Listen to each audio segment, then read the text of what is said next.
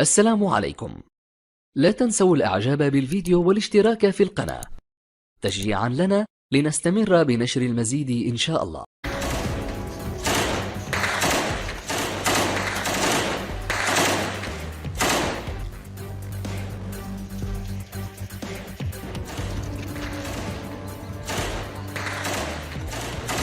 بدي الحقني ما هم الا خطه واحده اولي للحين عند صاحبي.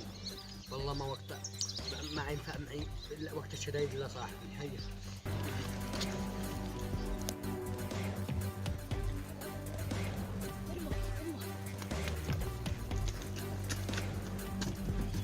يا محمد انا ابيضك يا محمد. خرج لها يا محمد. انا ابى النوم. محمد يا اخي ايش بقى لنا نقعد؟ لاحقني واحد ضايقتني عينه مسدسه. ايوه قوم اجري. انا ابيضك يا محمد. انا ابيضك شفتني انا وياك يلا قوم اجري. لا انا عمره.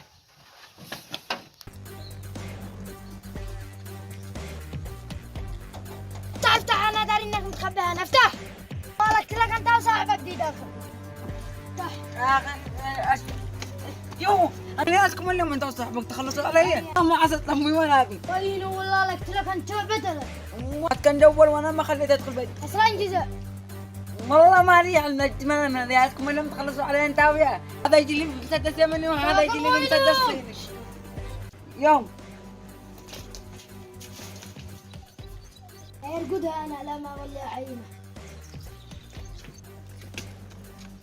اخي علي يا اخي علي انا ابيضك. افتح جي لهاني يا اخي علي. انا ابيضك يا علي. انا ابيضك. دخلني بيتك. واحد يلاحقني بده يقتلني. ما دخلني بيتك. قبل دخلني. انا ابيضك يا اخي علي. انا ابيضك. يلا والله انت كنت صاحبي. دخلني بدك يموتني جنبك. انا خاطرك والله ان الدول اصحاب ما نفعوا وقت الشدايد. لعن ابوها الذي قال تنفعوا. من انت تنفعوا؟ قل غلق يلا يا نسوان قد ما جو. افتح يا صاحبك انت ولا انت تعرف ما خليت يجي الخبيث. وين جاء؟ انا بقول لك بعد مره اصلا جزء اصلي. ما جرى امي باينو انا اقول لك ولا لا امي كان ولا انت حسابك بعده. يا ربي خراجك والله لا يقتلني وبعد بش بالبندق ما عدش بالمسدس رصاص. ومن اين ادي له؟ ما عاد لا اخر صاحب لي عبد الله دينا دا اعتبره مثل اخي.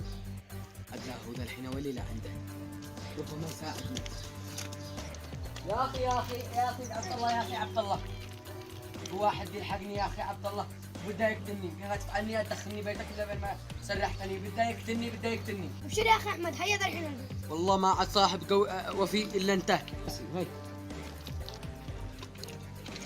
يلا والله ما كان قصدي اقتل اخوك. والله ما كان قصدي اقتل اخوك. انت الذي قتلت اخوي. والله ما قال ان انا قتلت اخوي يا عبد الله. والله ما قتلت اخوي. صاحبي جل شفت هذا الحين هروبي.